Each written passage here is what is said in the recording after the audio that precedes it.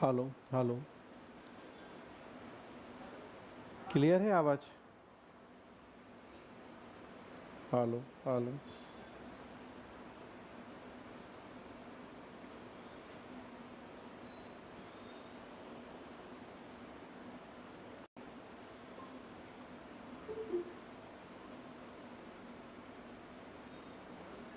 Hello hello. जो लोग online हैं, ऑडियो वीडियो क्लियर है सबको? ओके, तो चलिए शुरू करते हैं क्लास आज की।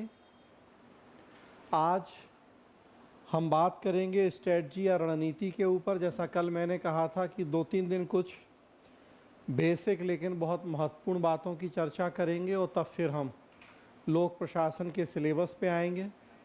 तो कल एक ओवरऑल मैंने आपसे चर्चा की थी कि यूपीएससी का एग्ज़ाम का नेचर क्या है, प्री मेंस इंटरव्यू, क्या कट ऑफ होते हैं प्री के मेंस के, क्या हम लोगों को आगे के लिए अपना लक्ष्य या टारगेट लेके चलना है, ऑप्शनल का क्या रोल होगा इस परीक्षा में, किस तरीके के प्रश्न होंगे, मतलब उसका स्तर क्या होगा।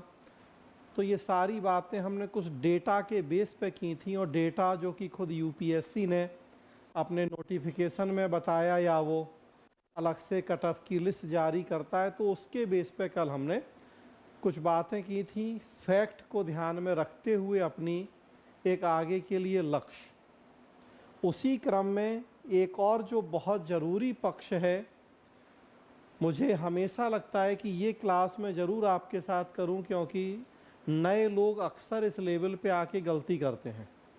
नए लोग मतलब जब आप 19, 20, 21 साल के हैं, तैयारी की आपने, नई नई शुरुआत करी है, तो फिर आपकी एक सही रणनीति क्या हो अगले 1 साल या 2 साल के लिए कि फर्स्ट अटेम्प्ट ही आपके लिए लास्ट अटेम्प्ट हो जाए। मतलब जो सपना है हमारा आईएएस बनने का, उसके लिए हमें 4-6 साल का समय नहीं देना पड़े। हालांकि अगेन इतने सारे लोग परीक्षा दे रहे हैं कि सब फर्स्ट अटेम्प्ट में ही पास कर जाएंगे, ये ज़रूरी नहीं है। हाँ, लेकिन अपनी तरफ से प्रयास तो हमें ऐसे ही करना है कि हमारा जो फर्स्ट अटेम्प्ट हो लास्ट भी वही हो जाए और उसी में हमारा काम हो जाए। तो फिर उसके लिए एक फुल प्रूफ या ऐसी रणनीति जिसमें गलतियों की गुंजाइश कम से कम हो। ये जो रणनीति मैं बात करता हूं, तो मेरा लगभग 28 साल का अनुभव हो गया है सिविल सेवा परीक्षा का। 1996 1996 जब मेरी ग्रेजुएशन कंप्लीट थी, 20 साल की एज थी, और मैं दिल्ली आया था। जहाँ आज आप हैं वहाँ मैं था। मैं भी तब यही सोच के, यही सपना लेके आया था कि मुझे भी आईएएस बनना है, और केवल आईएएस, उसके अलावा कभी कुछ सोचा नहीं था। और परिणाम है कि आज तक जीवन में मैंने कोई दूसरा एग्ज़ाम नहीं दिया आईएएस के अलावा। इवन आईएएस के भी उस समय 4 अटैम्प्ट थे और मैंने तो 2 ही दिए। बाकी 2 अटैम्प्ट भी आज तक फिर नहीं दिए, क्योंकि 2 अटैम्प्ट के बाद ही पढ़ाना शुरू कर दिया, और फिर जब एक बार शुरू किया पढ़ाना तो फिर अब इसी में ऐसा रम गए कि दोबारा बाकी बचे हुए 2 अटैम्प्ट फिर देने के बारे में कभी सोचा ही नहीं। तो एक तो जो मेरा अपना खुद 28 साल का अनुभव है, इस 28 साल में मतलब इतना लॉन्ग जर्नी है कि 28 साल में अगर लाखों नहीं भी कहूँ बल्कि सब मिला लूँ तो लाखों लोग पढ़ चुके हैं 28 साल में, जिसमें 2001 से पढ़ा रहा हूँ, तो लगभग 22-23 साल का पढ़ाने का अनुभव। तो पहले एज ए स्टूडेंट 4-5 साल, और फिर लगभग अगले 23 साल एज ए टीचर। तो मतलब नो डाउट अगर लाख के ऊपर भी स्टूडेंट हो गए होंगे, कभी उस तरह से काउंट किया होता तो उतना बड़ा उनका अनुभव। तो उसके बेस पे जो मुझे लगता है कि अब आप जो नए बच्चे आ रहे हैं, अब तैयारी करने, लगभग आधी या उससे भी कम उम्र आप लोगों की है, आधी से कम ही है। मैं अब 48 ईयर का हूँ, आप लोग 19, 20, 21 इस एज ग्रुप के हैं, तो मतलब दुगने से ज़्यादा उम्र है आपसे मेरी। जब वहाँ पढ़ाना शुरू किया था तब क्लास में मुझसे ज़्यादा उम्र के लोग स्टूडेंट के रूप में होते थे। सबसे कम उम्र का टीचर था, मैंने 23-24 साल की उम्र में पढ़ाना शुरू कर दिया। पहला अटेम्प्ट हुआ 21 साल में, दूसरा हुआ 22 साल में, लगा थोड़ा कमी है, 8 साल का समय है, अटेम्प्ट 2 बचे हैं, तो हुआ कि अब 1 आध साल पहले और जो कमी है उसको ठीक कर लें, तब बचे हुए 2 अटेम्प्ट दें। तो उसे ठीक करने के लिए जो ब्रेक लिया, ब्रेक में कुछ होता है कि अड़ोस पड़ोस के कुछ जूनियर आ गए पढ़ने के लिए कि ये बता दीजिए वो बता दीजिए भैया, और वैसे वो कब स्टूडेंट से टीचर बन गए, और फिर बचे हुए वो 2 अटेम्प्ट आज तक बचे ही रह गए। तो उतनी लॉन्ग जर्नी, उतने लंबे अनुभव के बाद खुद जो उस समय मैंने अपने ऊपर भी जो देखा कि हाँ वो स्ट्रेटजी बताने वाला कोई नहीं था। आज तो इतना 2024 में है हम लोग, इतना तरक्की हो गई है। उस समय सोच के देखें 1996 मुश्किल से 1-2 कोचिंग हुआ करती थी, कितना नोट्स, कितना मटेरियल, कितना गाइडेंस होता था, ना इंटरनेट था, ना गूगल या विकीपीडिया, ना ये सब चीज़ें उस समय हुआ करती थी। तो तब बहुत लिमिटेड सोर्स थे, गाइड करने वाले भी बहुत सीमित लोग होते थे, ना कोचिंग, ना टीचर, ना हमने का। तो जो कुछ भी करना था ज़्यादातर अपने ही लेवल पे करना था। अब जब तक अपने लेवल पे होता है कि सीखा, तब तक देर हो गई। तो कहा जाता है कि एक तो व्यक्ति वो है जो अपनी गलतियों से सीखता है, लेकिन आजकल अब अगर अपनी गलतियों से सीखें तो समय और ज़िंदगी छोटी पड़ जाए। 21वीं सदी है, दुनिया इतनी तेज़ी से भाग रही है, कंपटीशन इतना ज़्यादा है, 4 की जगह चलिए अब 6 अटेम्प्ट हैं, कैटेगरी है तो कुछ ज़्यादा हैं, लेकिन अगर अपनी गलतियों से ही सीखेंगे तो हो सकता है कि वो भी कम पड़ जाएंगे। तो समझदारी क्या है आज के समय में कि दूसरों की गलतियों से सीखें और खुद गलतियां करें ही नहीं। तो आजकल की स्मार्टनेस तो ये है, अदरवाइज हमारे बाप दादा क्या यही तो कहते हैं कि अपनी गलतियों से सीखने वाला ही समझदार है। सुबह का भूला शाम को घर लौटाए तो उसे भूला नहीं कहते। आज का ज़माना क्या है कि आप भूलिए ही नहीं।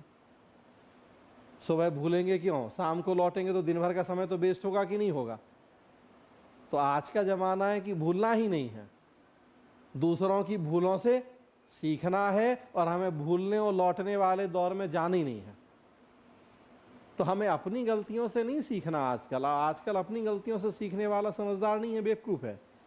आजकल तो समझदार वो है जो गलतियां करते ही नहीं है, और उसके लिए ज़रूरी है कि हम दूसरे की गलतियों से सीखें।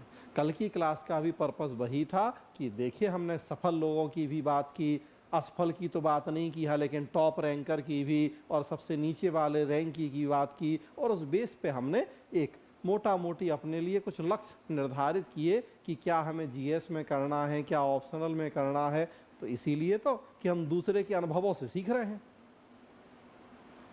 यहाँ भी इस क्लास का भी पर्पस यही है, बहुत ज़रूरी एक रणनीति कि कैसे अगर हमें 2025 का एग्ज़ाम देना है, हम यही मान के चल रहे हैं, आज से पूरा लगभग 1 साल है, 1 साल में कुछ 20 दिन कम कर लें, वही अगला कैलेंडर तो आ ही गया है यूपीएससी का, शायद 28 मई को है प्री, 25 मई, हाँ, तो 25 मई 2025 को प्री है। तो आज से लगभग 11 महीना मान लें, अब तो 21 तारीख है, तो 11 महीने का हमारे पास समय है। तो अगर 2025 के लिए हम प्लान कर रहे हैं कि हमें आईएएस बनना है, परीक्षा में बैठना है, तो इस अगले 11 महीने की क्या एक स्ट्रेटजी हमें बना के चलनी है। और अगर 2026 तब तो फिर और पर्याप्त समय है, फिर तो 23 महीना हो गया, 11 ये और 12 और 1 साल, तो 23 महीना। तो हम अगर 2025 को दिमाग में फ़िलहाल लेके चलें कि हमारी क्या रणनीति होगी अब इस 11 महीने की, कैसे कैसे हम आगे बढ़ेंगे ताकि 2025 का ही अटेम्प्ट हमारे लिए एक अच्छी खबर वाला अटेम्प्ट बन जाए। चीज़ें अभी हमारे हाथ में हैं। अगर मैं ये मानूं कि हम आज से ही तैयारी की शुरुआत कर रहे हैं,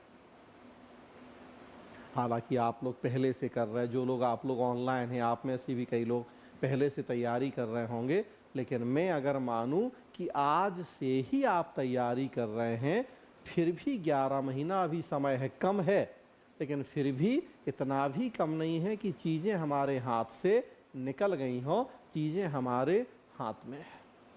तो क्या स्ट्रेटजी होनी चाहिए मेरे अनुसार, हम इस पे बात करेंगे।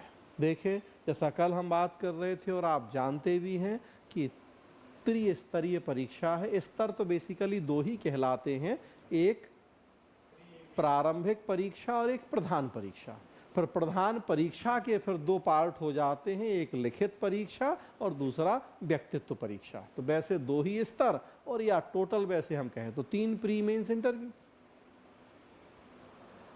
तो यहाँ उल्टा लिखा है, देखिए, और यही सबसे बड़ी बात जो मैं आपको बताने जा रहा हूँ कि आप दिमाग में आए भी कि प्री हमने सबसे लास्ट में लिखा, जो सबसे पहले होगा, इंटरव्यू सबसे पहले लिखा है, जो सबसे लास्ट में होगा। तो यही असली एक कुंजी है रणनीति की, कि जिस लेवल पे गलती आपको नहीं करनी है, ये इतनी बड़ी गलती होती है कि एक तरह से कहें कि पूरे करियर को ये ख़त्म कर देने वाली गलती बन जाती है। कई बार इतनी बड़ी गलती होती है अगर इस लेवल पे गलती हो। हमने सबसे पहले लिखा है कि इंटरव्यू या पर्सनालिटी टेस्ट की तैयारी कब करें, कैसे करें। फिर लिखा है मेंस की तैयारी कब करें, कैसे करें।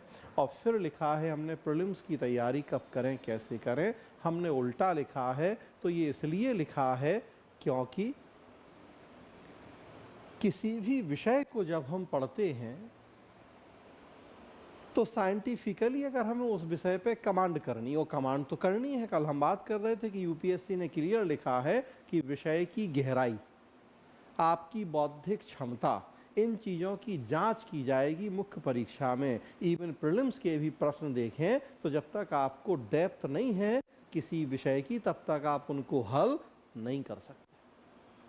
देखिए, पॉलिटी के ही प्रश्न मैंने बताया था कि कल ही मैंने 23 डिस्कस किए, अगर आपने देखा होगा वो 1.5 घंटे का लगभग वीडियो, 23 प्रश्न, या वैसे भी आपने प्रश्न देखे होंगे तो देखिए आप, लोकसभा अध्यक्ष के ऊपर जब हटाने की कार्यवाही चल रही है तो वो पीठासीन होगा, नहीं होगा, बोलने का अधिकार होगा, कितनी माइन्यूट चीजें हैं ये।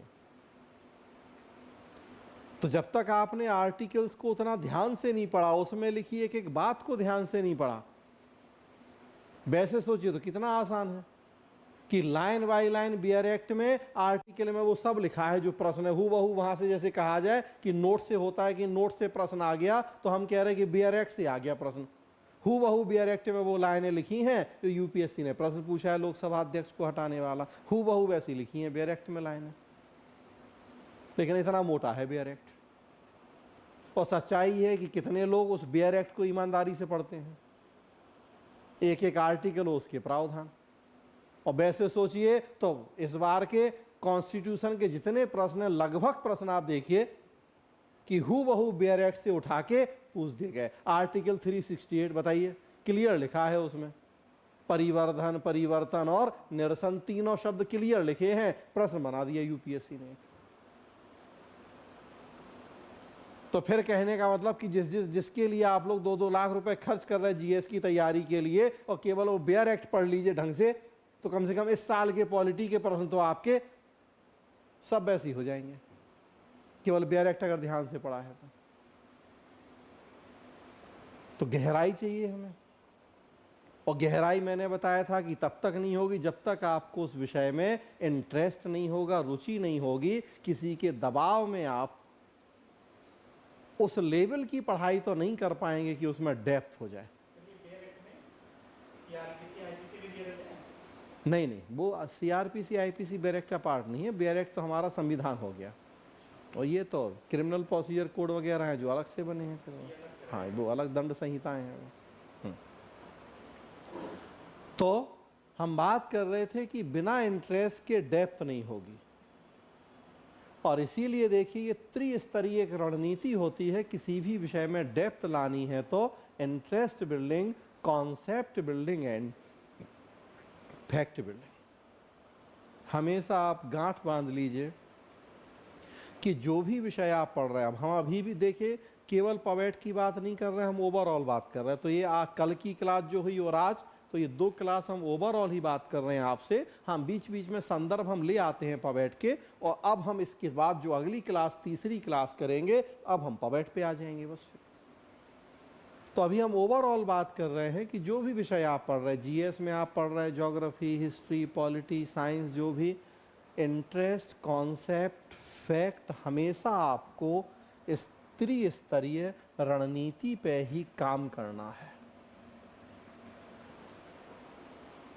हमारे ऑप्शनल के लिए भी है, तो मैंने इसीलिए कहा कि सबसे पहले आपको इंटरेस्ट देखना है अपने विषय में, वही सब्जेक्ट रखेंगे आप ऑप्शनल जिसमें आपको इंटरेस्ट होगा। और पवेड में इंटरेस्ट ना हो ऐसा तो हो ही नहीं सकता, क्योंकि आपको बनना ही पब्लिक सर्वेंट या सिविल सर्वेंट है। तो इंटरेस्ट अक्सर क्या होगा, जीएस आप पढ़ोगे, साइंस बैकग्राउंड है, बीएससी करके आया तो लगेगा यार हिस्ट्री बोरिंग है, इतने फैक्ट हैं, तब हड़प्पा से लेके पूरा मुगल काल, फिर तो नहीं हो रहा यार। जो बीए करके आया, एमए करके आया, उन्हें लगे यार इकोनॉमी समझ में नहीं आ रही है, टफ है, या साइंस समझ में नहीं आ रही है, केमिस्ट्री या फिजिक्स या जूलॉजी, बॉटनी या जो भी ऐसा नहीं होगा। आपको सब पढ़ना है और इंटरेस्ट के साथ पढ़ना है, क्योंकि आप ये सोचें कि 2 सब्जेक्ट पढ़ें, 2 छोड़ दें तो आईएएस बनना कठिन होगा। वो जो हम टारगेट लेके चले हैं कि प्री में कम से कम 100 नंबर मतलब 50 प्रश्न, और मेंस में भी 400 जीएस, और वो सिलेक्टिव स्टडी से नहीं होगा। अपनी तरफ से आपको ईमानदारी से पूरा सिलेबस पढ़ना है। पहली बात, कभी भी दिमाग में ये ख्याल भी नहीं लाएंगे आप कि हम सिलेक्टिव स्टडी कर लें। साइंस छोड़ देते हैं, 25 क्वेश्चन आएंगे, बाकी 75 अच्छे से कर लेते हैं प्री हो तो, कभी नहीं ऐसा। क्योंकि जो आप अच्छे से करेंगे कोई गारंटी नहीं है कि उसमें से भी आप सारे में सारे सही कर देंगे। यूपीएससी इतना भी आसान नहीं है, देश की सबसे कठिन परीक्षा है और सबसे प्रतिष्ठित संस्था है यूपीएससी, तो बेदाग संस्था, तो कम से कम आप उसको अभी भी पकड़ नहीं सकते हो इस तरीके से कि आप सोचो कि जो हम पढ़ के जाएंगे बस वही आ जाएगा, और तो इतना आसान भी नहीं है। तो अपनी तरफ से ईमानदारी से पूरा सिलेबस तैयार करना है। कभी भी दिमाग में सेलेक्टिव स्टडी, क्रैश कोर्स, इस तरह की बातें कभी भी नहीं आनी चाहिए दिमाग में। और उसमें भी इंटरेस्ट के साथ पढ़ना है, बेमन से जो होता है कि ज़बरदस्ती थोपा नहीं। आप में से जितने लोग तैयारी करते हैं, हमारा तो अनुभव है कि ज़्यादातर लोग अपनी इच्छा से ही आते हैं तैयारी करने। बहुत कम लोग ऐसे होंगे जिन्होंने कहा कि उनकी इच्छा नहीं है, माँ बाप की इच्छा थी तो आ गए। वो कम से कम आईएएस वगैरह में ऐसा नहीं होता है। हाँ, नीट में, आईआईटी में भले ऐसा हो जाए कि भाई बच्चे छोटे हैं, 16-17 साल एज है, 12th के बाद नहीं उतनी समझ है, तो उस लेवल पे ज़रूर हो सकता है ऐसा कि माँ बाप की तैयारी कि हमारा बेटा तो डॉक्टर बने कि आईआईटीएन बने, तो उस लेवल पे तो हो सकती हैं चीज़ें। लेकिन आपके लेवल पे कम से कम मैं ये नहीं मानता कि आप बिना इच्छा से तैयारी कर रहे हैं, माँ बाप के प्रेशर में या दोस्त यारी किसी, कम से कम इसलिए अब एकाध अपवाद हो सकता है, अदरवाइज जब यहाँ आप आते हैं, ये तैयारी करने का निर्णय लेते हैं, तो 99% केस में ये आपका अपना निर्णय होता है। उसमें भी हो सकता है कि कई लोगों को परिवार का सपोर्ट मिले और कई लोगों को परिवार का सपोर्ट ना भी मिले, लेकिन निर्णय तो आपका होता है। तो जब आपका निर्णय है तो फिर अगेन वही बात कि इंटरेस्ट ना दिखाएं, आप बेमन से करें, तो ऐसा तो नहीं होना चाहिए। तो सबसे पहली चीज़ तो इंटरेस्ट है।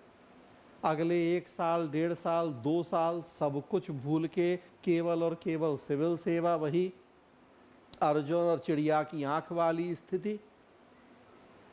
और तब उसके बाद फिर क्या होता है कि जो भी विषय आप पढ़ना शुरू करते हैं, पहले आपको उस विषय में कॉन्सेप्ट डेवलप करना होता है, या कहें कि कॉन्सेप्ट की क्लैरिटी, हिंदी में कहें तो अवधारणात्मक समझ।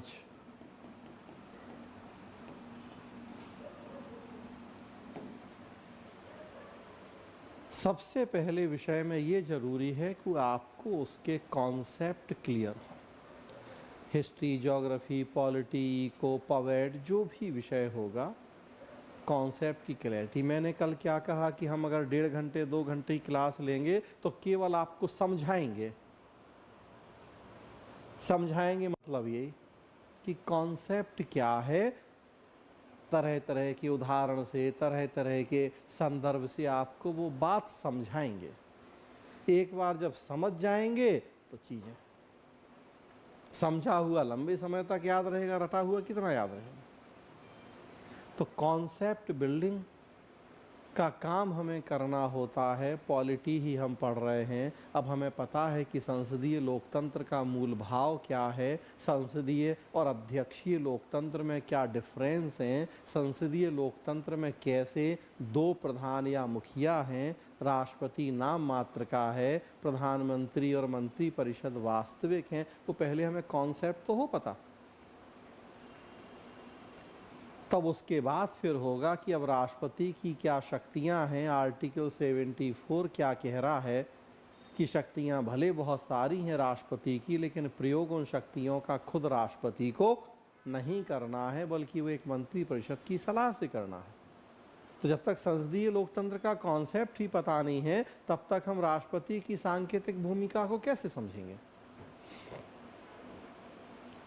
प्रश्न पूछा गया कि राष्ट्रपति बिना मंत्रिपरिषद की सलाह के संसद का सत्रावसान कर सकता है। देखे जो अभी प्री हुआ उसमें, तो उसमें प्रश्न में पहला कथन है कि राष्ट्रपति को मंत्रिपरिषद की परामर्श की आवश्यकता नहीं होती है सत्रावसान करने के लिए। अब अगर आपको कॉन्सेप्ट पता है तो भाई कॉन्सेप्ट पता है कि संसदीय लोकतंत्र है हमारे देश में, राष्ट्रपति को हमने नाम मात्र का शासक बनाया है। आर्टिकल 74 के तहत वो मंत्रिपरिषद के परामर्श से बंधे हुए हैं। तो संसद के सत्र को समाप्त करना उनकी कोई विवेकाधीन शक्ति नहीं है। वो कॉन्सेप्ट पता था तो अपने आप हम देख लेंगे कि वो कथन गलत लिखा है। प्रश्न है कि अनुदान की मांग राष्ट्रपति के बिना पूर्व अनुमति के संसद के पटल पर नहीं आता है। तो हमें पता होना चाहिए कॉन्सेप्ट कि अनुदान की मांग में क्या होता है। पैसा जो निकालना है सरकार को, विनियोजन से जुड़ा मामला है, विनियोग विधेयक वो धन विधेयक है, और धन विधेयक बिना राष्ट्रपति की अनुमति के नहीं आते हैं। तो देखिए बहुत सारे क्वेश्चन कि अगर हमें कॉन्सेप्ट क्लियर है तो हम तुरंत वहां सॉल्व कर देंगे। तो कॉन्सेप्ट तो ये है कि धन विधेयक, मनी बिल बिना राष्ट्रपति की परमिशन के संसद में, लोकसभा में नहीं आएगा। अनुदान की मांग भी एक धन विधेयक है क्योंकि विनियोजन से जुड़ा मामला है। हो गया। तो फोकस सबसे पहले होगा कॉन्सेप्ट की क्लैरिटी पे, और तब फिर उसके बाद उससे जुड़े हुए जो फैक्ट हैं उनको देख लें। कॉन्सेप्ट क्लियर हो गया तो अब उस पर बेस्ड जो फैक्ट हैं, भाई अब तक कितने राष्ट्रपति हुए हमारे देश में, किस राष्ट्रपति को हमने पीपल्स प्रेसिडेंट के नाम से जाना, कि किस राष्ट्रपति को हमने एक्टिव प्रेसिडेंट के नाम से जाना, ये तो फैक्ट हैं। लास्ट में उससे जुड़े फैक्ट हो जाएंगे। हो गया काम। तो फिर ये त्रिस्तरीय रणनीति, दूसरे शब्दों में कहें तो देखिए, कॉन्सेप्ट बिल्डिंग मतलब मीन्स, और फैक्ट बिल्डिंग मतलब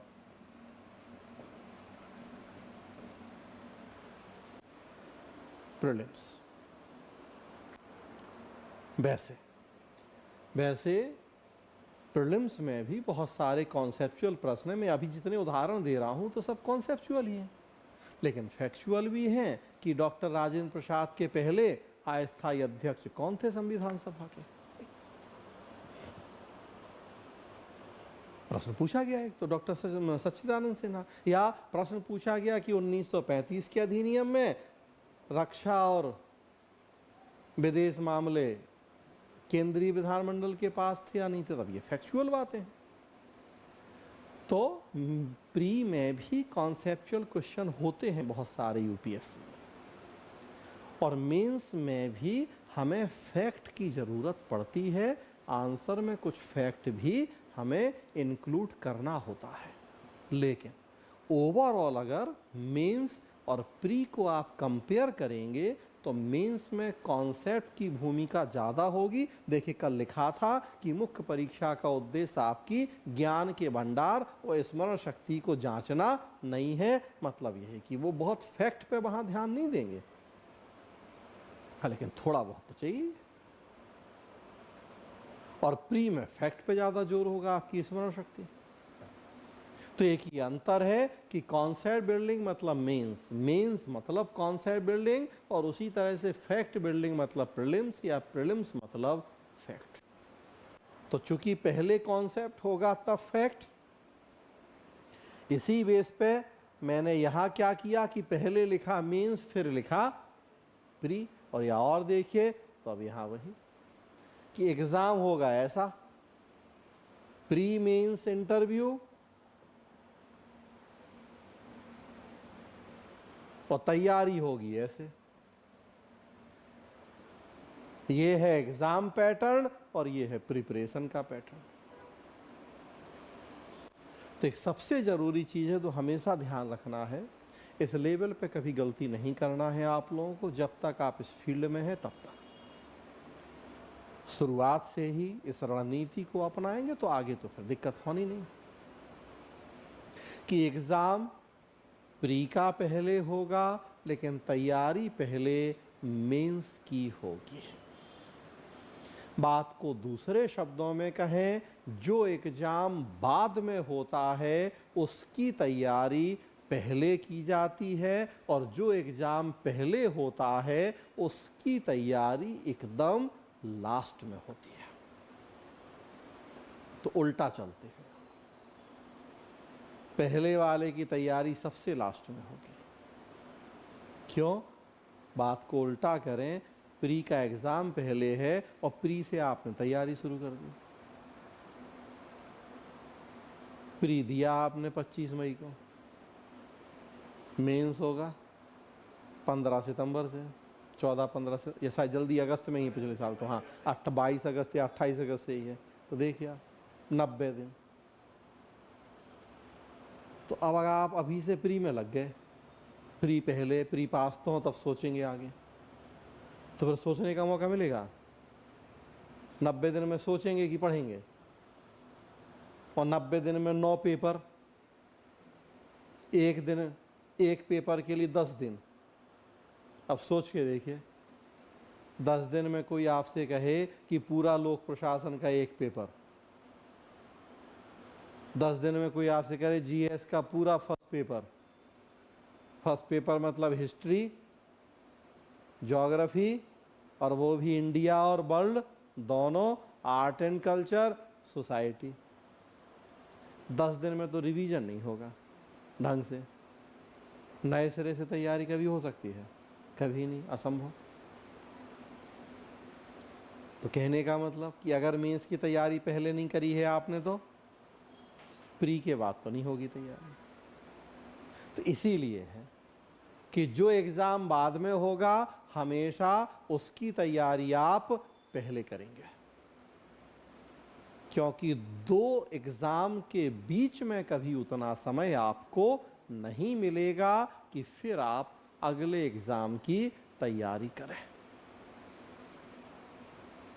तो इस रणनीति पे चलते हुए हम कहते हैं कि एग्जाम प्री का सबसे पहले है और तैयारी सबसे लास्ट में की जाती है प्री के। जब तक कॉन्सेप्ट नहीं होगा तब तक फैक्ट याद नहीं कर पाएंगे, उसलिए भी। तो पर्सनालिटी टेस्ट सबसे लास्ट में है तो सबसे पहले ये। लेकिन पर्सनालिटी टेस्ट की ना कोई फिक्स तैयारी है, ना कोई फिक्स सिलेबस है। तो इसलिए हम कहते हैं कि बीच बीच में कुछ ऐसे आइडियाज़ हम भी बताएंगे, और जहां आप क्लास कर रहे, जीएस पढ़ रहे, जो भी, तो ये एक रूटीन प्रोसेस में थोड़ा थोड़ा चलता रहेगा। ये पर्पजली जानबूझ के नहीं होगा, या कोचिंग की चलो अच्छा पहले तो हम इंटरव्यू की कोचिंग लगाएंगे 2 महीना, ऐसा नहीं। वो आपके डे बाय डे की लाइफ में एक रूटीन प्रोसेस के रूप में चलता रहेगा काम। भाई पर्सनालिटी टेस्ट है, अब सोच के देखिए, जो पर्सनैलिटी आप 22-21 साल में नहीं बना पाए या बिगाड़ पाए, वो आप सोचो कि जब मेंस का रिजल्ट आएगा, 15वें दिन इंटरव्यू शुरू हो जाएगा, उस 15 दिन में बना लेंगे हम अपनी पर्सनालिटी। है संभव? 22 साल में नहीं हुए काम जो 15-22 दिन भी नहीं मिलेगा, और तब हम बना लें पर्सनालिटी। बहुत होगा तो 2-3 मॉक इंटरव्यू दे के बन जाएगी पर्सनालिटी, बिगड़ जाएगी तो ऐसा तो नहीं हो सकता। तो ये तो हमें पहले से पता होना चाहिए कि आईएएस बनना है तो आईएएस की पर्सनालिटी क्या, कैसी। तो क्यों नहीं धीरे धीरे वो सब काम हम अपने जिंदगी में लाना शुरू करें। वो कपड़ा पहनने से लेके, उठने बैठने से लेके, खाने पीने, बोल चाल, बॉडी लैंग्वेज, हर लेवल पे हो सकता है। छोटा सा एग्जाम्पल दें हम, अक्सर कई बार आप अखबार में पढ़ते होंगे कि कोई कलेक्टर साहब जीन्स टी शर्ट पहन के कोर्ट में पहुंच गए, और जज साहब ने जो फटकार लगाई कि आपको कोर्ट का डेकोरम पता नहीं है, कलेक्टर और जीन्स टी शर्ट पहन के आया जाता है, फॉर्मल ड्रेस नहीं पता आपको कि क्या होती है एक अधिकारी की। तो है तो छोटी सी बात, लेकिन क्यों नहीं अब हमें आईएएस बनना है तो अगले 3 साल के लिए हम कसम खा लें कि हम जीन्स पहनेंगे ही नहीं। कौन सा जीन्स नहीं पहनेंगे तो जिंदगी हमारी। मैं तो अपनी एग्जाम्पल दूं, 96 में जब तैयारी शुरू की, मेरे बड़े भैया ने मुझे बताया कि हाफ शर्ट नहीं पहनते हैं आईएएस। आप आश्चर्य करेंगे कि कम से कम मैंने 15 साल हाफ शर्ट नहीं पहनी। 1996 जब तैयारी की शुरुआत करी, और तब से लेके अब जाके अभी मुझे लग रहा है 5-7 साल पहले मैंने हाफ शर्ट पहनना शुरू किया है। और भाई 15-20 साल मैंने हाफ शर्ट पहनी नहीं है लाइफ में, चाहे गर्मी चाहे सर्दी, फुल शर्ट ही पहनता था। बस एक बात बैठ गई थी दिमाग में, वो कि आईएएस हाफ शर्ट नहीं पहनता। तो छोटी सी बात है, लेकिन तो हम क्यों नहीं अपनी पर्सनालिटी में वो चीज़ है। आज तक मैंने जीन्स नहीं पहना कभी, हाफ शर्ट तो शुरू कर दी, जीन्स तो आज तक शुरू नहीं किया मैंने पहनना। 30 साल हो गए। तो ऐसा नहीं कि जीन्स भाई कभी नहीं पहनेगा, लेकिन फॉर्मल जब है, और आईएएस तो 24 घंटे की ड्यूटी होती है, तो ऐसा नहीं कि नहीं पहनते जीन्स, लेकिन फिर भी एक डेकोरम होता है। अब कोर्ट में पहुंच जाओ जीन्स पहन के, कितने अखबार में केस आए हैं कि खूब कलेक्टर साहब को फटकार लगती जैसा आपकी, कि कोर्ट में इस तरह के कपड़े पहन के आके खड़े हो गए, लग रहा है कहीं पिकनिक पे जा रहे हैं कि कहीं छुट्टी मनाने घूमने जा रहे हैं। फॉर्मल ड्रेस जो होती है वो, तो कहने का मतलब कि बहुत सारी ऐसी चीज़ें। ये तो चलो एक कपड़े का छोटा सा मैंने एग्जाम्पल दिया। बोल चाल है, आप क्लास कर रहे, 4 लोग अपना एक ग्रुप बना लीजिए, हफ्ते में 1 दिन 2 दिन घंटा भर मिल के ग्रुप डिस्कशन कीजिए किसी टॉपिक पे। ग्रुप डिस्कशन में क्या होगा, आपकी बोलने की झिझक खुलेगी। इंटरव्यू क्या है, ये 5 लोग आपके सामने बैठे हैं, बड़े विद्वान जानकार, वो आपसे कुछ पूछें और बिना झिझके आप बोल दें, आपको पसीना नहीं आए, आपके हाथ नहीं कांपें, कुछ ऊट पटांग मुंह से ना निकल जाए, तो क्या है। तो क्यों नहीं हम ये काम अभी से शुरू कर दें। 4-5 दोस्तों का एक ग्रुप बना लें, उसमें अभी से खूब प्रैक्टिस करें बोलने की, जो मन में आए, जो धीरे धीरे सीखेंगे। शीशे के सामने खड़े होकर रोज 10 मिनट बोलें, जो भी टॉपिक पढ़ा है उसको, कॉन्फिडेंस बढ़ेगा, झिझक खुलेगी। तो ये सब काम तुम कर ही सकते हैं छोटे छोटे। इसके लिए कोई कोचिंग नहीं करनी है हमें, इसके लिए कोई प्रॉपर ऐसा नहीं कि 2 घंटा, बस एक हमने कहा रूटीन लाइफ में धीरे धीरे वो आ जाएंगी चीज़ें। तो ये होता है काम सबसे पहले पर्सनालिटी टेस्ट, जो एक रूटीन प्रोसेस में धीरे धीरे हम ले आए उन चीज़ों। तो फिर मेन क्या बचते हैं, ये 2, प्री और मेंस। तो एग्जाम पहले होगा प्री का, और तैयारी पहले होगी मेंस की।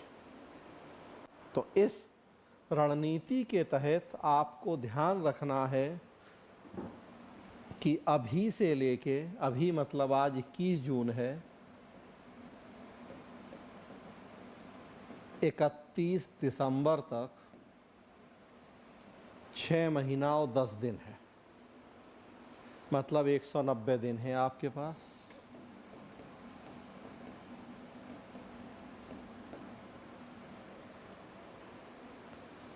आपको पूरी तरह से फोकस करना है मेंस की तैयारी पर।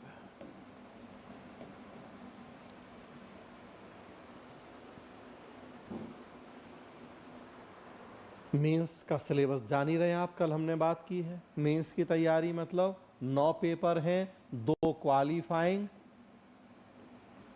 1 एसए,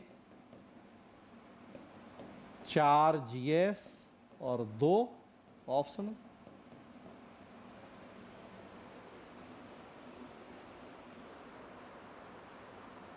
अब आपको देखना है क्वालिफाइंग में हिंदी की चलिए बहुत ज़रूरत नहीं होती, हिंदी तो आप हिंदी मीडियम है, हिंदी भाषी हैं तो हो ही जाते हैं पास, 300 में से 75 नंबर आ ही जाते हैं। हाँ लेकिन इंग्लिश तो अगर आपको लग रहा है कि इंग्लिश में हाथ तंग है, कमज़ोर है, तो आप उसके लिए अभी से प्रयास शुरू कर दें। 300 में से 75 नंबर तो चाहिए है, नहीं तो मेंस की कॉपी ही चेक नहीं होगी। तो अगर ऐसा फील होता है कि इंग्लिश में हमें थोड़ा कमी लग रही है, कुछ है, तो उसके लिए प्रयास शुरू किया जाए। आजकल तो अब इंग्लिश आना वैसे भी एक भाई सामान्य नागरिक के लिए भी अच्छी बात है, तो कोई बुराई कोई नुकसान नहीं है उसमें, इंग्लिश सीखेंगे तो। फिर बचे ये पेपर, तो मतलब ऑप्शनल और जीएस तो आप लोग कर ही रहे हैं दोनों काम, तो ये कर रहे हैं आप। फिर भी मैंने कल भी कहा था और आज भी कि हो सकता है आप ये चीज़ें जान रहे हो, कर रहे हो, लेकिन मैं ये मान के नहीं बैठूंगा कि जान रहे कर रहे, क्योंकि अगर नहीं जान रहे होंगे तो लॉस बहुत बड़ा हो जाएगा आपका। तो 2 बार जानने में बुराई नहीं होगी, छूट जाने में बुराई है। तो आप सब लोग ये काम कर रहे हैं कि जीएस की भी कोचिंग कर ही रहे हैं, सेल्फ स्टडी कर रहे हैं, ऑप्शनल की भाई कर ही रहे हैं हम क्लास शुरू, तो हो रहा है। फिर भी बता रहा हूं कि अगर लग रहा है कि नहीं हो रहा तो फिर करना है। तो जीएस और ऑप्शनल दिसंबर तक मेंस पे पूरी तरह से फोकस होगा आपका। जनरली कोचिंग की भी रणनीति यही होगी कि अभी आपको वो जीएस में मेंस पढ़ाएंगे और मेंस के भी ऐसे टॉपिक पढ़ाएंगे जो स्पेशली मेंस के हैं, जैसे एथिक्स हो गया, गवर्नेंस हो गया, इस तरह के टॉपिक। तो प्रयास ये होगा। और ऑप्शनल तो हम कर ही लेंगे। ऑप्शनल में मैंने आपको कहा 5 साढ़े 5 महीना पूरा हम 31 दिसंबर तक मान लेते हैं कि चलो 31 दिसंबर तक हम ऑप्शनल पढ़ेंगे, 6 महीना भाई, प्लस माइनस हो सकता है 10-15 दिन छुट्टी, तो हम मान लें कि आज से हमारा 31 दिसंबर पूरा ये ले लें जो मैं बता रहा हूँ मेंस का समय है। 31 दिसंबर को ही हमने अगर लास्ट क्लास करी अपने ऑप्शनल की, तब भी हमें वैसा ही करना ही है, क्योंकि 31 दिसंबर तक हमें पूरी तरह से मेंस पढ़ना है। तो पूरा पवेट तैयार हो जाएगा आपका 31 दिसंबर तक, 500 नंबर रेडी हैं। और जीएस में भी आपका प्रयास होगा कि 31 दिसंबर तक मैक्सिमम मेंस वाला सेक्शन आपका कवर हो जाए। पूरा हो जाए तो बहुत अच्छा, नहीं तो जितना ज़्यादा हो जाए 80%, 90%, 70% प्रयास करना है कि मेंस वाला मेजर सेक्शन आप तब तक कवर कर लें। अगर 12 घंटे पढ़ेंगे आप पर डे, जितना कि पढ़ना चाहिए,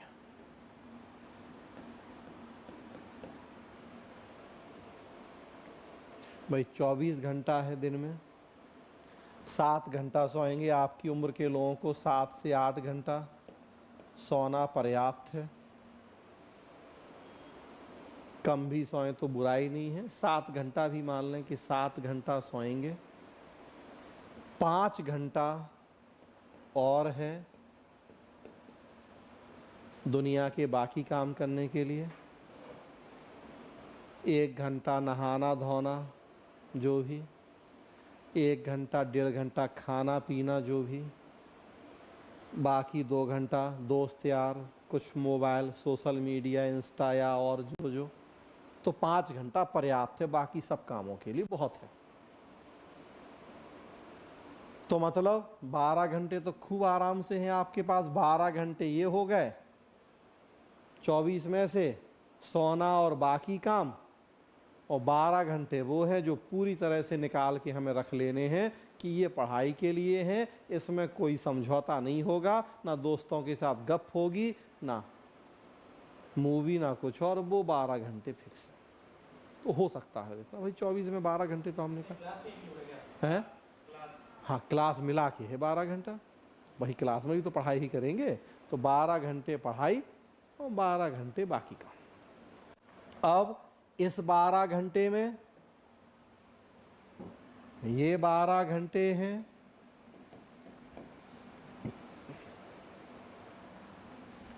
तीन घंटा मान लीजिए आप जीएस की कोचिंग कर रहे हैं,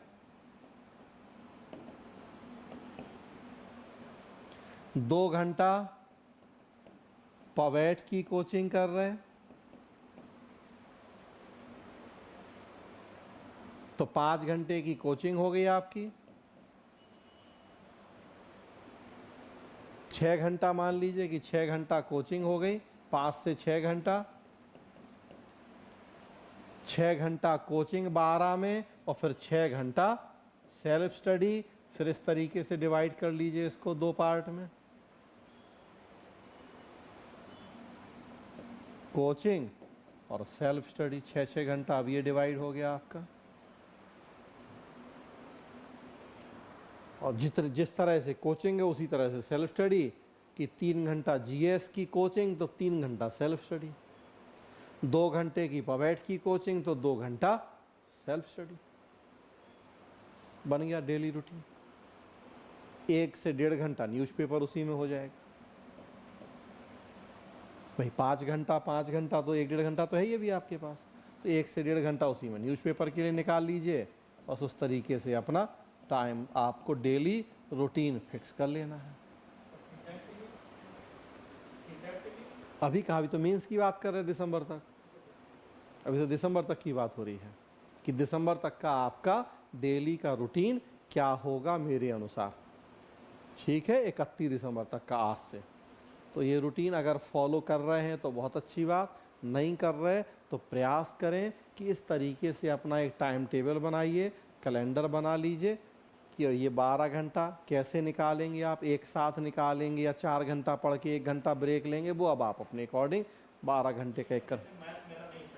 हाँ, अभी आते हैं उस पर, अभी तो 5 महीना है, उसके बाद ना बहुत है 5 महीना। अभी तो मेंस ये 7 में 190 दिन, तो ये हो जाएगा। ठीक है, तो ये दिसंबर तक का शेड्यूल हो गया आपका। अब इसमें एक चीज़ बच रही है, मैगजीन। भाई अभी तो कोचिंग करोगे, जीएस पवेट और सेल्फ स्टडी करोगे, बस अखबार पढ़ोगे, मैगजीन। तो मैगजीन का क्या होगा कि पवेट मैंने कहा 5 दिन क्लास लूँगा मैं,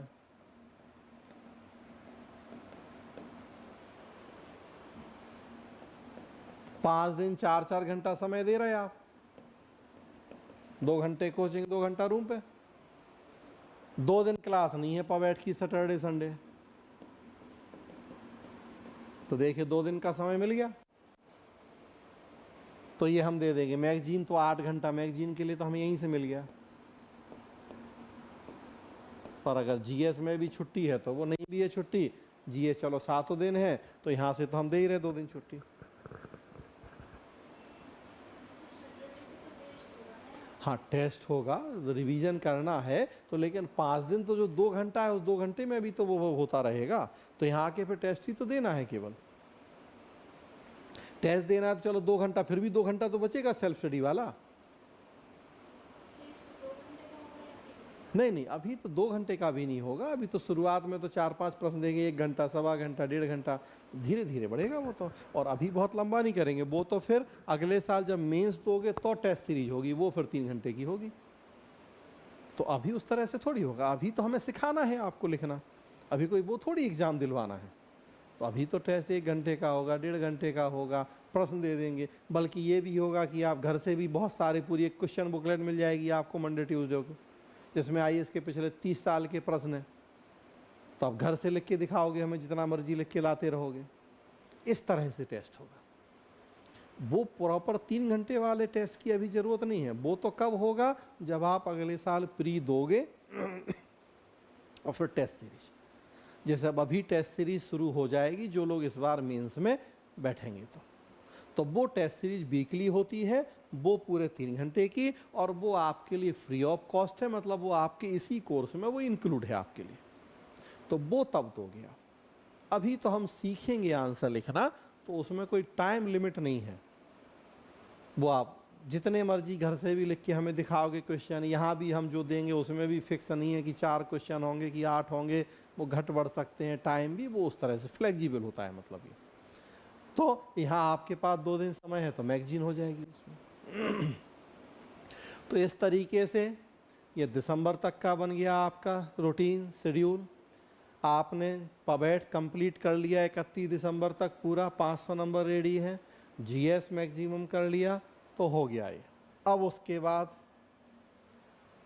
दूसरा पार्ट 1 जनवरी से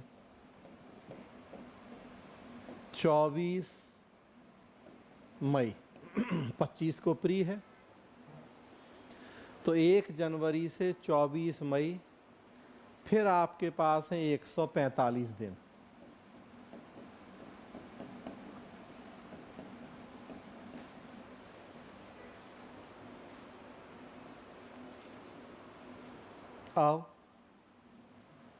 अब ये समय होगा प्रीलिम्स की तैयारी का।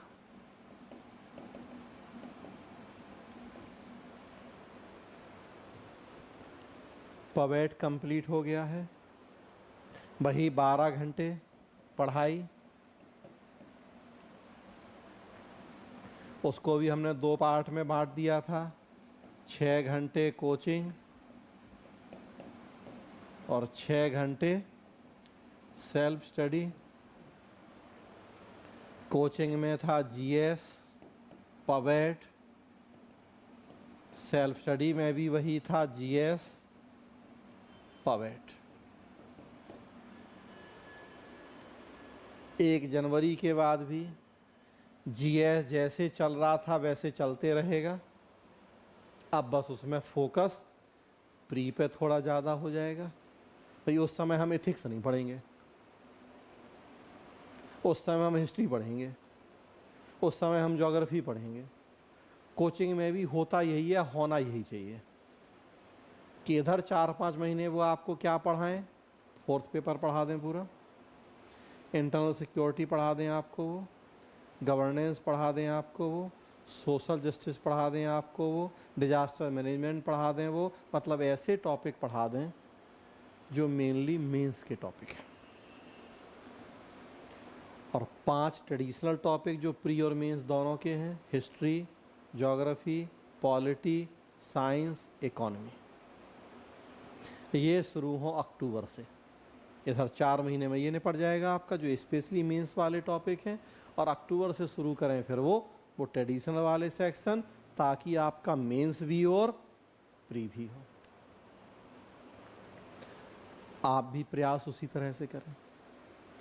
तो जीएस तो चलता रहेगा जैसा चल रहा था वैसे ही, बस अब प्री पे फोकस हो जाएगा। मेंस लगभग हम कर चुके हैं, चलता रहेगा जीएस। जो पबैट वाला समय था 4 घंटा, इसकी जगह क्या हो जाएगा, सी सेट। पबैट वाले समय का स्थान ले लेगा आप सी सेट। जीएस जैसा चल रहा था वैसे चलता रहेगा। सो जो 4 घंटा आप पबैट के लिए दे रहे थे, अब आप देना शुरू कर दोगे 1 जनवरी से वो सी सेट के लिए। बस इतना सा चेंज होगा, जीएस उसी तरह से आपका चलता रहेगा। और 145 दिन 4 घंटा, मतलब जोड़िए आप कितना होता है,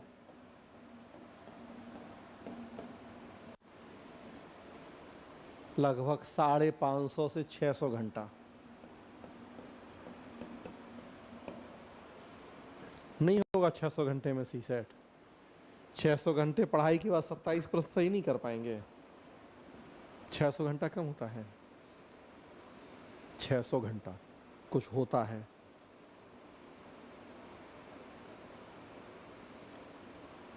तो ये होगी स्ट्रेटजी। बाकी वही न्यूज़पेपर वैसे ही चलता रहेगा रोज़ 1-1.5 घंटा। हैं? कंपलसरी पेपर हिंदी अंग्रेजी? तो हिंदी अंग्रेजी तो बताइए हमने कि हिंदी की ज़रूरत तो होती नहीं अलग से करने की। अंग्रेजी है तो अगर आपको, पहली बात तो अब ये देखना है कि आपको ज़रूरत लग रही कि नहीं लग रही।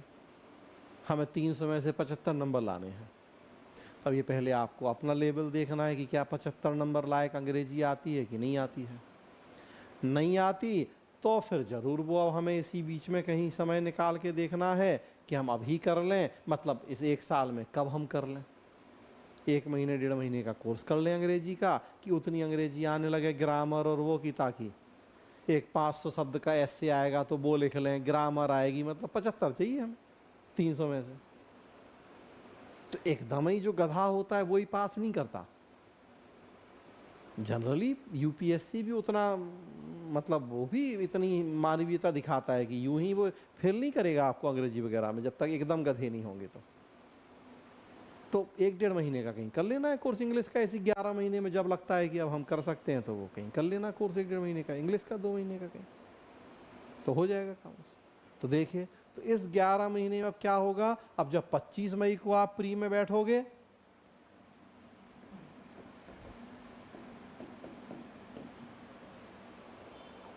ऑलमोस्ट आपका मेंस कवर हो चुका है।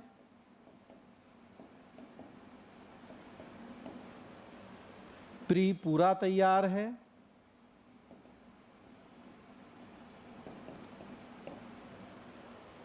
बस 25 मई को देना है प्री।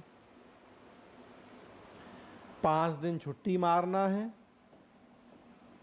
25 मई के बाद।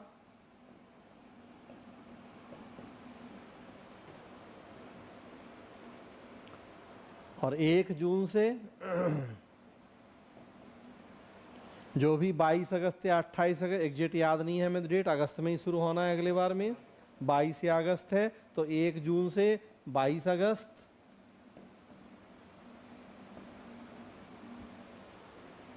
जो भी 80 दिन का समय है। अब हमें क्या करना है, अब होगा हमारे मेंस का रिवीजन।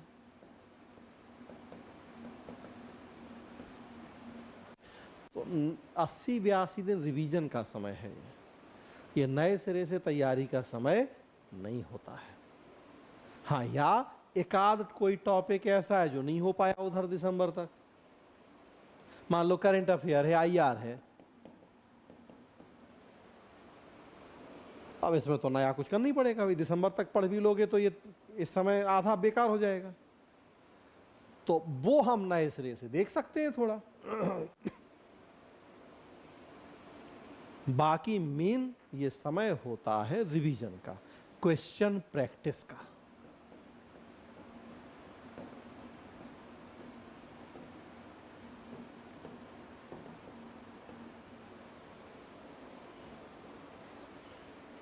अब कल ही गए, जैसे क्लास के बाद यहाँ से आप लोग क्लास खत्म हुई, प्रज्ञा है सीवान में बीपीआरओ है, बीपीएससी सिलेक्टेड, पुरानी स्टूडेंट है। तो फ़ोन आया उनका कि सर हमने प्री दिया है और उम्मीद है कि पास हो जाएंगे प्री, 100 के ऊपर नंबर हमारे बन रहे हैं, तो क्या करें। तो हमने कहा बस अब वो तो पबैठ पड़ी चुकी हैं, 3-4 साल पुरानी स्टूडेंट है, कम से कम 5 बार वो यूपी में सेलेक्ट हो गई हैं, 2 बार बिहार में। बस रैंक सुधार के लिए बार बार एग्ज़ाम दे रही थी, वो हो नहीं पाया। यूपी में एनटी बनी, बीडीओ में हुआ, बिहार में बीपीआरओ में हुआ है, यूपी की रहने वाली कानपुर की, तो इसलिए यूपी भी दे रही थी कि भाई अपने घर आ जाएं। मेन वही था कि डीवाईएसपी या डिप्टी कलेक्टर में हो जाए, तो वो हो नहीं पाया, थोड़ा नीचे रैंक रह गई, तो फिलहाल बिहार में कर रही बीपीआरओ की जॉब। बोली अब आईएएस पहले 1-2 बार दिया था, फिर रुक गई कि अब पहले एक नौकरी ले लें, तो अब जाके फिर बचे हुए अटैम्प्ट देंगे। तो अब बोली इस बार दिया है, उम्मीद है कि प्री पास हो जाएंगे, तो सर अब मीन्स। तो भाई हमने कहा कि भाई आप तो पूरा पढ़ी चुकी हो, मीन्स है ज़रूरत तो दोबारा हम रिकॉर्डेड क्लास का एक्सेस दे देते हैं, फिर देख लो एक बार अगर लग रहा है कि भूल गए, तो बोली नहीं सर हमें सब याद है, पूरा हमने आपका जो लेक्चर सुन के पूरा अपना हैंड रिटन नोट्स भी बनाया है। तो हमने कहा फिर क्वेश्चन प्रैक्टिस करो। तो वहीं से हमने कहा हम पेपर भेज देंगे, या ओल्ड आईएएस के क्वेश्चन पेपर हैं ही हैं, क्वेश्चन के आंसर, पिछले 5 साल के क्वेश्चन के आंसर लिख के भेजो व्हाट्सएप पे, हम चेक कर देंगे। तो उसका समय होता है फिर ये। तो यहाँ है तो टेस्ट सीरीज है वीकली, आप टेस्ट दो आके, कहीं और हो तो वहाँ से। तो ये समय होगा फिर रिवीजन का, क्वेश्चन प्रैक्टिस का। इससे क्या होगा, प्री भी पास होगे, मेंस भी पास होने की संभावना रहेगी। तो ये होती है सही रणनीति। इसके तहत चलेंगे हम तो 2025 का एग्ज़ाम अभी पूरी तरह से हमारे हाथ में है।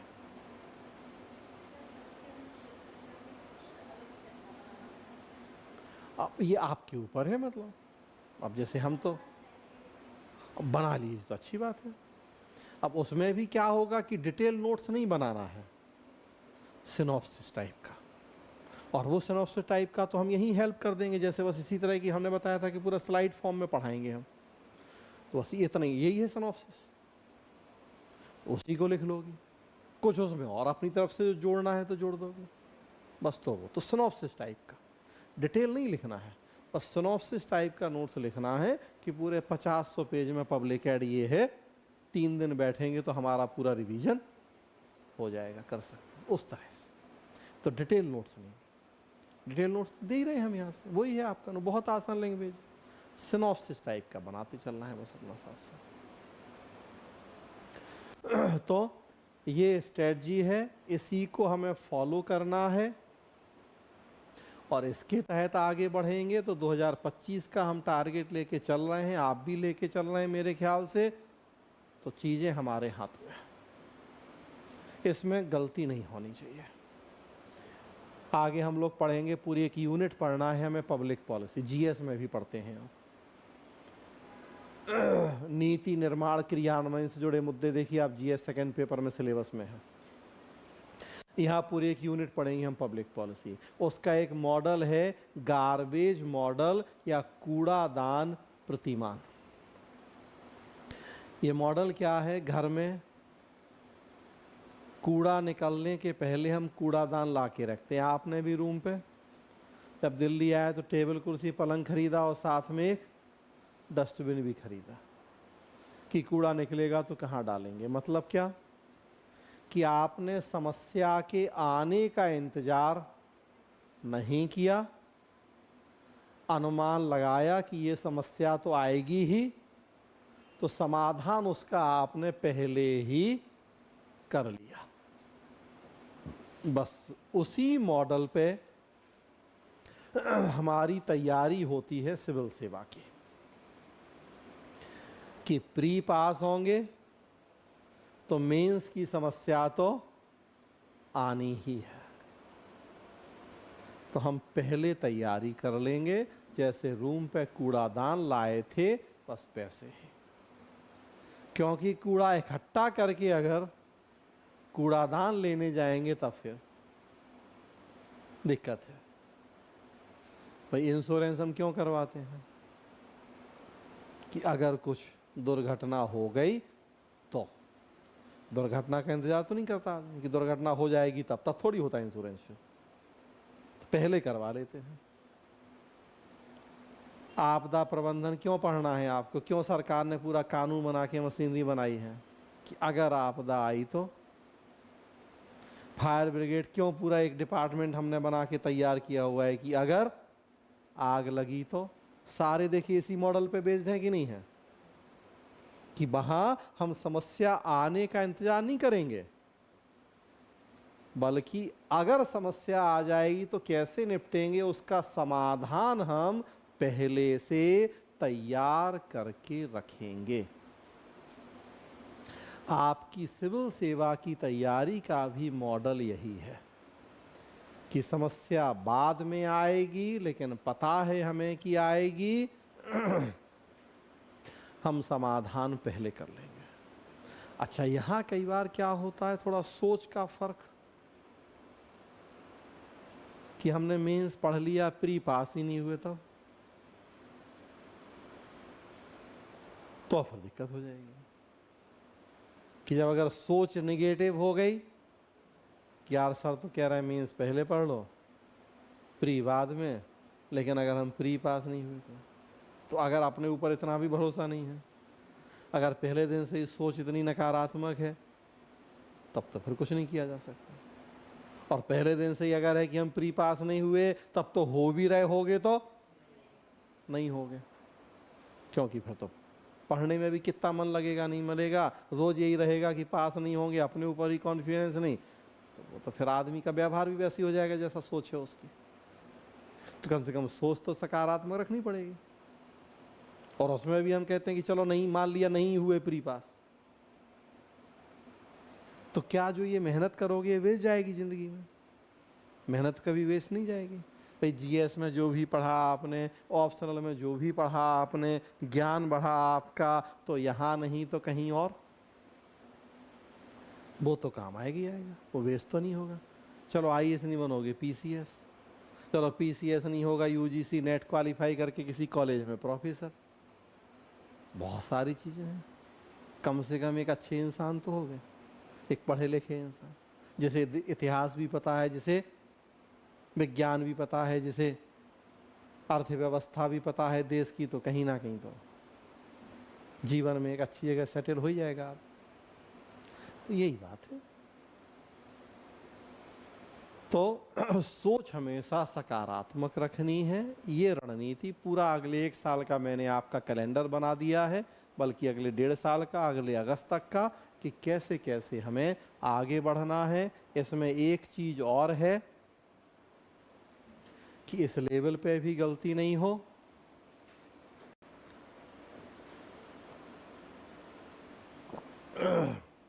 कि आईएएस के साथ साथ दूसरी परीक्षाओं की भी तैयारी कर लें या नहीं कर लें। बीपीएससी का फॉर्म आ रहा है तो भर देते हैं,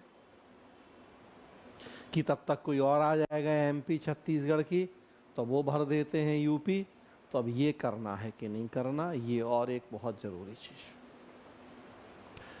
तो सिविल सेवा परीक्षा की तैयारी के साथ अन्य परीक्षाओं की तैयारी करें नहीं करें, करें तो कब करें, यहाँ क्या। और एक बहुत ज़रूरी पक्ष है, तो अगले 25 मई तक तो नहीं करें।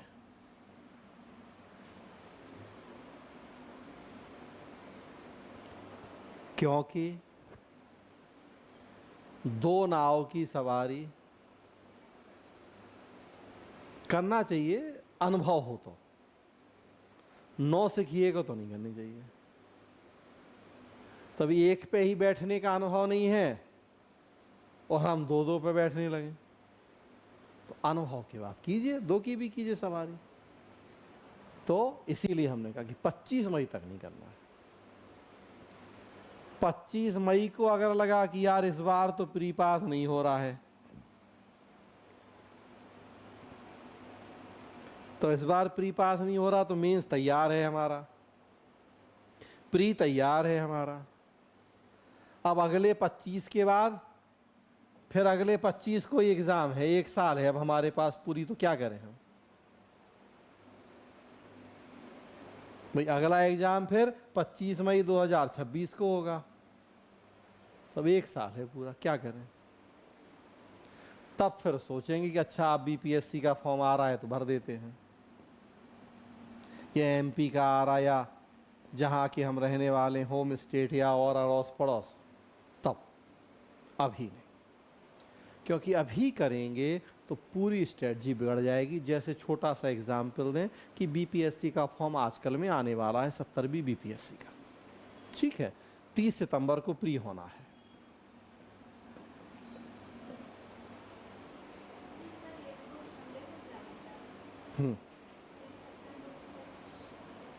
जरूरी नहीं है, और दिन भी ले लेते हैं बीपीएससी वाले, और दिन भी ले लेते हैं, संडे को जरूरी नहीं है।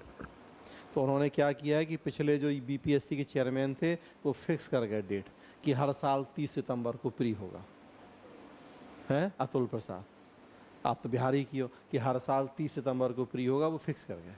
पिछले साल भी हुआ 30 सितंबर, तो उन्होंने कि 30 सितंबर को प्री होगा। तो वैसे संडे, लेकिन अब उन्होंने अपना कर दिया, अब बदल गया चेयरमैन, तो हो सकता कुछ आगे पीछे हो जाए, लेकिन अभी जो है तो 30 सितंबर को प्री है। फॉर्म आजकल में आ गया। तो अब अगर मान लो आपने कहा कि हम तो यार 70 बीपीएससी दे देते हैं, तो एकदम जो अभी तक मैं इतनी देर से बता रहा था सब गड्ढमड्ढ हो जाएगा। अगर 30 सितंबर को बीपीएससी प्री दोगे तो फिर पढ़ोगे भी तो उसके लिए, तो फिर क्या पढ़ोगे? प्री पढ़ोगे। और मैं अभी क्या बता के आया हूं कि ये समय है मेंस की पढ़ाई का, तो सब खत्म हो जाएगा कि नहीं हो जाएगा? कि अगर अगले साल आईएएस टारगेट है तो पढ़ना है मेंस अभी, और अगर फॉर्म भर दिया बीपीएससी 30 सितंबर का तो फिर पढ़ना है प्री, और यहीं से सब खत्म। और यही गड़बड़ी कर देते हैं लोग कि जल्दीबाजी में कि अरे घर वालों का प्रेशर है कि ये है कि वो है, अच्छा फॉर्म आ रहा भर देते हैं, जाके देख के दे लेंगे। तो ऐसे थोड़ी होता, फिर फॉर्म भरोगे, जाओगे, 2-5 हज़ार आने जाने में खर्चा होगा, और फॉर्म भरोगे तो फिर लगेगा कि नहीं या पढ़ भी लेते हैं थोड़ा, और जब पढ़ लेते हैं तो बस वहीं से सारा ये खत्म। फिर क्या होगा? 30 सितंबर तक प्री पढ़ोगे, तब तक फिर अब यूपी आ जाएगा।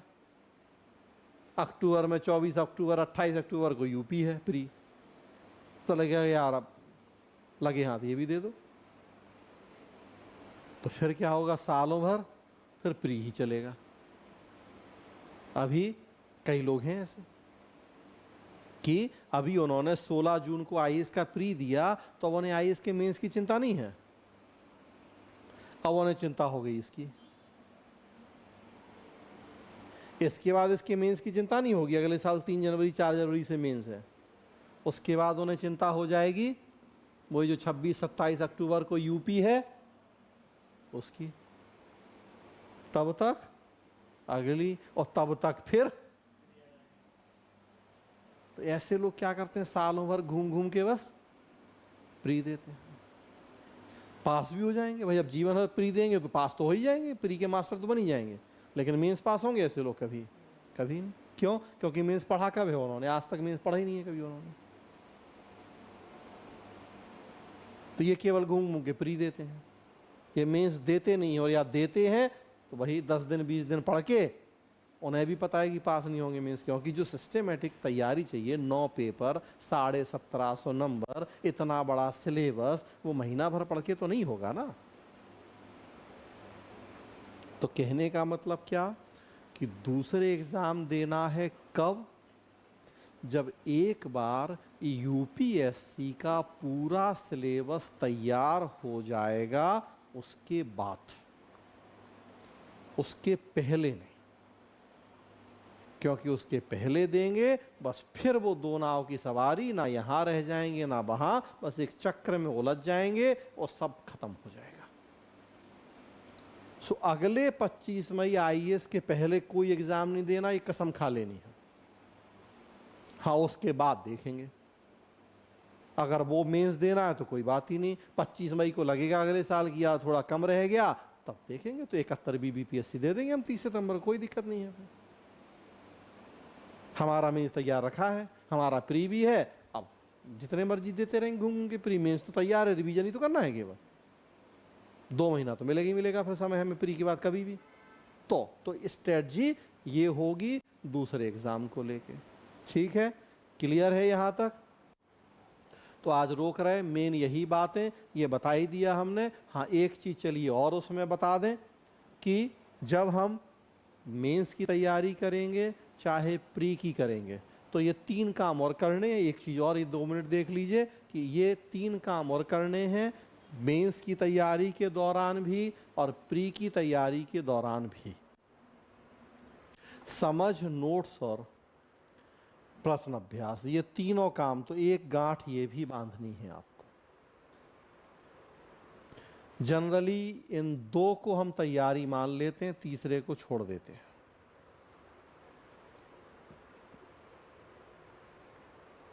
या प्री में तो कर लेते हैं, मेंस में नहीं करते हैं। आपको एक ये नहीं करना है, मतलब तीनों करना है। हाँ करना है, वही तो कह रहे करना है, मतलब ये गलती नहीं करना है कि नहीं करें, तो करना है। तो जैसे हमने यहीं का शेड्यूल बताया आपको, कभी 5 दिन पढ़ेंगे, पढ़ने में भी फोकस क्या होगा पूरा इस पे, नोट्स पूरा प्रिंटेड, तो ये भी हो गया, और वीकली टेस्ट तो ये भी हो गया, और उस पर भी कोई पाबंदी नहीं है, पूरा एक क्वेश्चन बुकलेट रहेगी, सो आप डेली भी हमें लिख के दिखाओ, अपने घर से लिख लाओ, 1-2 प्रश्नों के आंसर तो दिखा दो, जब मन करे लिखते रहो अपने। तो तीनों काम होने चाहिए, जीएस में भी करना है ये।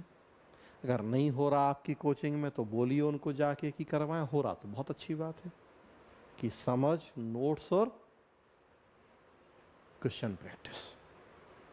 तो वहाँ वीकली टेस्ट हो रहा है, डेली नहीं हो रहा है, तो फिर उनको बोलिए कि भैया हमें क्वेश्चन दीजिए, हम लिख के लाएंगे। सामूहिक नहीं हो रहा तो पर्सनली भैया हम लिख के लाए हैं, टीचर हमारा चेक करे, तो होना चाहिए ये काम।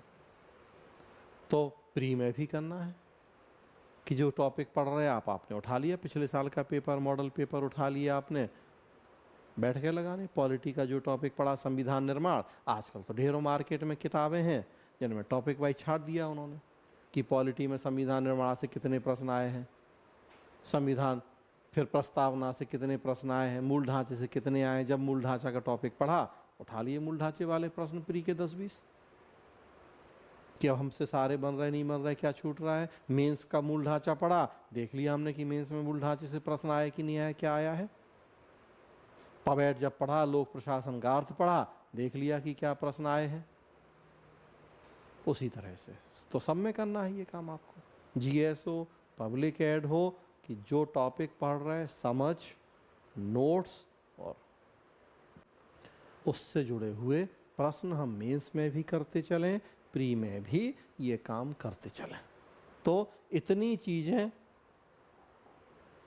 बस वही तो मेन 2-3 चीज़ें बताई। एक ये कि इंटरेस्ट, कॉन्सेप्ट, फैक्ट, उसी को दूसरे शब्दों में कहा कि मेंस, प्री, और ये जो एक रूटीन लाइफ में लाइए, कुछ छोटे छोटे काम, पर्सनैलिटी टेस्ट हो करते रहिए। उसमें फिर बताया कि दूसरी परीक्षा कब देना है, पूरे 1.5 साल का आपका शेड्यूल बना दिया, अभी से लेके 31 दिसंबर, 1 जनवरी से लेके 25 मई, 25 मई से 22 अगस्त, तो पूरा वो बता दिया कि कैसे कैसे। और फिर उसमें भी ये कि समझ, नोट्स, क्वेश्चन प्रैक्टिस, तो इतनी चीज़ें। तो ये ओवरऑल बातें थी कल और आज की क्लास में, जिसमें देखिए हमने जनरल चर्चा की आपसे, जीएस के लिए भी, ऑप्शनल के लिए भी, परीक्षा की ओवरऑल बातें। अब आ जाएंगे हम पवेट। तो अगली क्लास मंडे, जैसा बताया था कि वीक में 5 दिन करते हैं, मंडे से फ्राइडे, तो अब इसलिए अगली क्लास मंडे को मिलेंगे। तो अब आ जाएंगे हम लोक प्रशासन पे। तो अब लोक प्रशासन क्या है, हमें कैसे पढ़ना है, सिलेबस क्या है, नेचर क्या है, अब हम पूरी तरह से फोकस हो जाएंगे अपने विषय के ऊपर। ये 2 क्लास जो ओवरऑल थी, सो आज यहीं रोक रहे हैं। कुछ पूछना है तो पूछ सकते हैं, मन में किसी तरह का प्रश्न, कोई डाउट स्ट्रेटजी को लेके, तैयारी को लेके, तो पूछ सकते हैं। जीएस का जो कोचिंग है मतलब विजन में, उस पर अभी तो जैसे आप बताया कि जो कोर सब्जेक्ट को लास्ट में पढ़ाया जाता है, लेकिन विजन में तो पहले स्टार्ट करते हैं।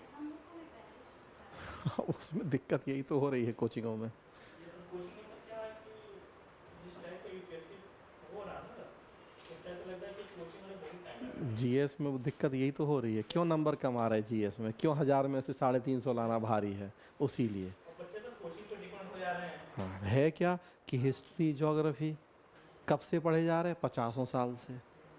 तो इनके टीचर भी ढेरों हैं। एथिक्स, आज भी सच्चाई की उंगली पे गिनने लायक टीचर नहीं, अच्छे टीचर। गवर्नेंस, खुद सोच के देखिए, आप लोग 2 अलग अलग कोचिंग में पढ़ रहे हैं, जो लोग ऑनलाइन भी हैं, कि कोई पवेट का टीचर पढ़ा रहा आपको वो सेक्शन। तो उनकी कम कोचिंगों की क्या है, ये कमजोर कड़ी है। और कमजोर कड़ी है तो शुरू में कैसे कर देंगे वो, तो टालते हैं उसको। और टालने में क्या होता है कि 1.5 साल जब कोचिंग कर लोगे, आप भी थक जाओगे यार, छोड़ो। तो 50% लोग तो एथिक्स में जाएंगे ही नहीं। कुछ इसलिए नहीं जाएंगे कि यार प्री पास नहीं हो रहा है, काहे एथिक्स पढ़ के करना क्या है। कुछ 1.5 साल में इतने थक चुके होंगे, कुछ को घर वालों से कि भैया आप वापस आ जाओ। तो इसलिए कोचिंग वाले जानबूझ के वो जो 5 ट्रेडिशनल सेक्शन है, हिस्ट्री, ज्योग्राफी, पॉलिटी, साइंस और इको, 1.5 साल तो इसी में निकालते हैं। 4 महीना हिस्ट्री चलेगा, फिर क्यों? क्योंकि उसके ढेरों टीचर हैं, नोट्स है, बरसों से चूंकि पढ़ी जा रही हैं। हम लोग भी जब थे तब भी हिस्ट्री ज्योग्राफी था, आज भी है। एथिक्स तब नहीं था, गवर्नेंस तब नहीं था, इंटरनल सिक्योरिटी तब नहीं था, आज है। तो आज भी उसके अच्छे गाइडेंस, अच्छे टीचर की कमी है। तो ये कोचिंग वालों की यही सबसे बड़ा कारण है कि नंबर नहीं आ रहे हैं जीएस में। नहीं तो जैसे क्लास में जो भी पढ़ाते हैं तो वो तो सारे स्टूडेंट के लिए बराबर आता है, तो उसमें अपना जब तक कोई एक्स्ट्रा एफर्ट नहीं लगाएगा तो रिजल्ट का चांसेस कैसे? हाँ सही बात है, लेकिन एक्स्ट्रा एफर्ट लगाएंगे तो लगाएंगे कहाँ, किसी कोई एक होना चाहिए ना कि हाँ इस दिशा में सही बात है, बिल्कुल सही बात है, बिल्कुल सही बात है। तो वो हो ही रहा है, वो तो वो हो ही रहा है। इसीलिए तो भाई आखिर ऐसा क्या है जो कल हमने कहा कि जीएस में आएंगे 1000 में 400, मतलब 40%। हाँ बिल्कुल।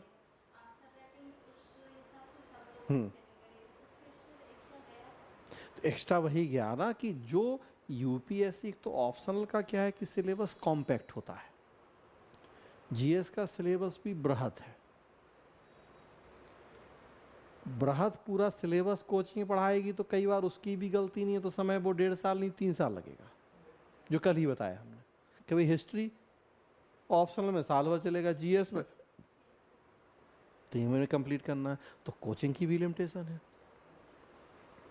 कि अब आप सोचो प्रश्न तो कुछ भी पूछेगा भाई, इतिहास वो तो कह देगा हमने सिलेबस में लिखा था भारत और विश्व का इतिहास, लेकिन अब 1.5 साल तो जीएस में हिस्ट्री नहीं पढ़ा सकते। तो वहाँ कोचिंग की भी लिमिटेशन है।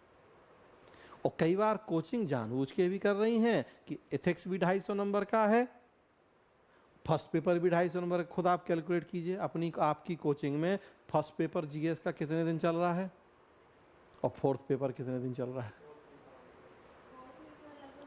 1.5 महीना। और फर्स्ट पेपर हिस्ट्री 3 महीना, ज्योग्राफी मिला के सोसाइटी कम से कम भी 6 महीना। फर्स्ट पेपर 6 महीना 250 नंबर, फोर्थ पेपर 1.5 महीना 250 नंबर। अब देख लीजिए,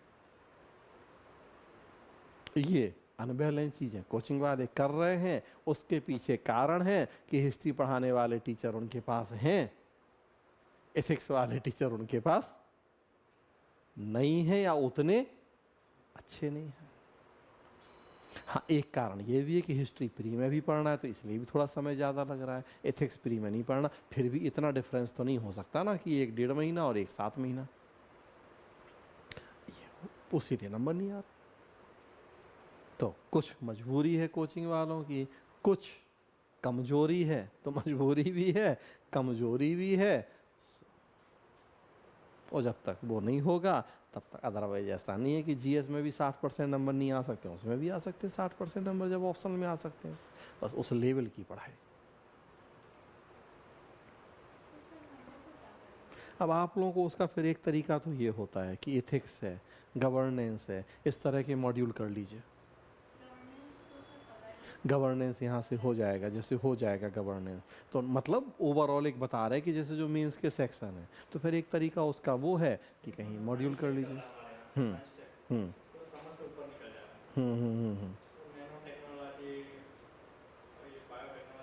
नहीं वो तो पढ़ना है, उसके लिए थोड़ा एक्स्ट्रा एफर्ट लगाओ, थोड़ा सेल्फ स्टडी करो, पूछो जाके, करना तो है ही है। लेकिन कुछ सेक्शन ऐसे हैं कि जो लग रहा है कि कमज़ोर हैं तो उसमें फिर भाई एक्स्ट्रा क्लास भी कर लो, मॉड्यूल कर लो कहीं। तो फिर ये भी तो मेहनत करना है कि मान लो एथिक्स की लग रहा कि वो नहीं पढ़ा रहे या अच्छा नहीं हो रहा, कम हो रहा, तो एथिक्स का कहीं मॉड्यूल है तो एथिक्स का मॉड्यूल कर लो अलग से। जो थोड़ा पैसा जाएगा लेकिन अल्टीमेटली तो हमें पास होना है, तो उसका फिर एक तरीका ये होता है। तो अभी नहीं, अभी करो, अगर लगेगा तो बताएंगे फिर आगे की वैसा कुछ, तो अभी तो चल रहे। ठीक है, और कुछ चलिए, तो आज फिर रोक रहे हैं, मंडे को मिलेंगे 6 बजे। तो अब अपना विषय लोक प्रशासन, उस पे आएंगे। चलिए।